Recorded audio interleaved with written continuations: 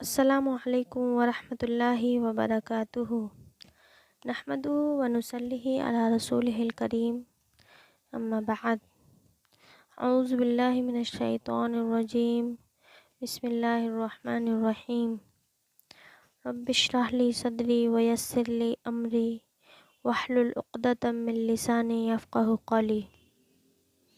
آپ صلی اللہ علیہ وسلم کی سیرت طیبہ۔ آپ صلی اللہ علیہ وسلم کی ولادت اور آپ کا نسب نامہ۔ مشہور یہ ہے کہ آپ عام الفیل یعنی ہاتھی کے حملے والے سال 12 ربیع الاول کو سوموار کے دن مکہ میں یتیم پیدا ہوئے۔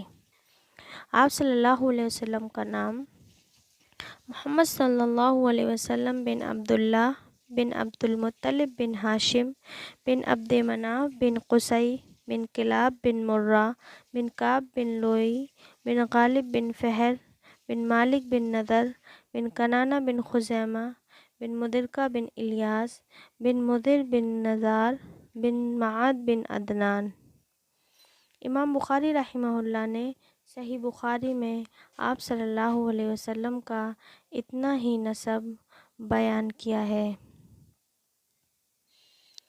اللہ تعالیٰ کا قطعی فیصلہ تھا کہ آپ حسب و نسب کے لحاظ سے تمام انسانوں سے اعلیٰ اور اقدس ہوں، اور اپنی قوم، قبیلہ اور خاندان کے لحاظ سے سب سے زیادہ بلند مرتبہ ہوں۔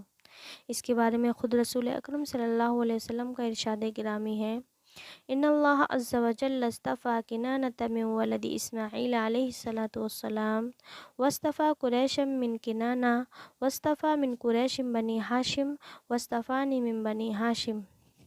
اللہ رب العالمین نے اسماعیل علیہ السلام کی اولاد سے کنانہ کو چنا، کنانہ سے قریش کو چنا، قریش سے بنو ہاشم کو چنا اور بنو ہاشم سے مجھے منتخب فرمایا۔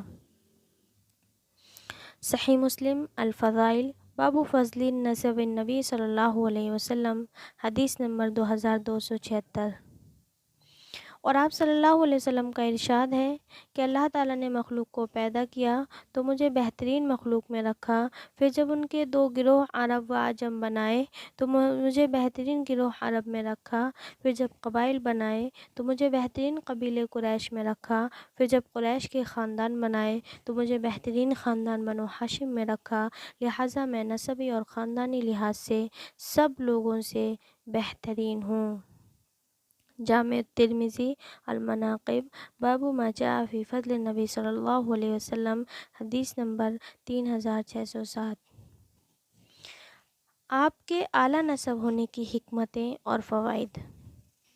عربوں کا مزاج اور رواج یہ تھا کہ وہ کسی ایسے شخص کی بات نہیں مانتے تھے جو اعلیٰ نسب کا حامل نہ ہو، اس لیے اللہ تعالیٰ کی حکمت کا تقاضا ہوا کہ اس کے آخری نبی محمد صلی اللہ علیہ وسلم سب سے عالی نسب ہوں، تاکہ دشمنان اسلام لوگوں کو دین اسلام سے روکنے کے لیے اس معاملے کو ہتھ کنڈا نہ بنا سکیں، اور کسی کے دل میں یہ بات نہ آئے کہ یہ نبی اپنے دعویٰ رسالت کے ذریعے سے اپنی معاشرتی حیثیت بلند کرنا چاہتا ہے۔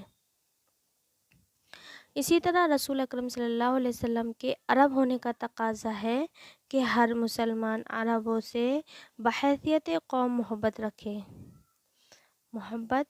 عربوں سے محبت رکھنی چاہیے، البتہ ہر فرد کے ساتھ محبت رکھنا ضروری نہیں، کیونکہ افراد تو اسلام سے منحرف بھی ہو سکتے ہیں۔